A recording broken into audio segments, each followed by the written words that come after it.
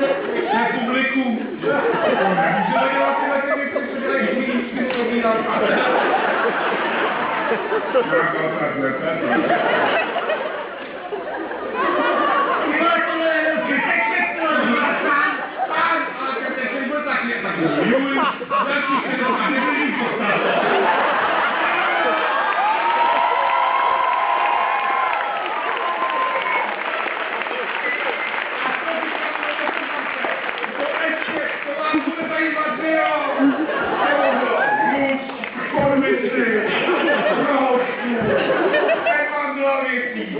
Ale já vás mám rád.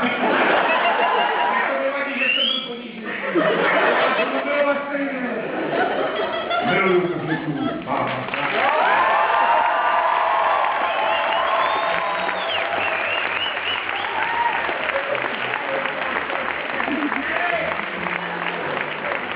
Víš, už říct do prdele nemůžu. Protože bych to celý vykecál. A to já nechci, protože málo kdy se dostanu si jakýmhle do takovýchhle pohody.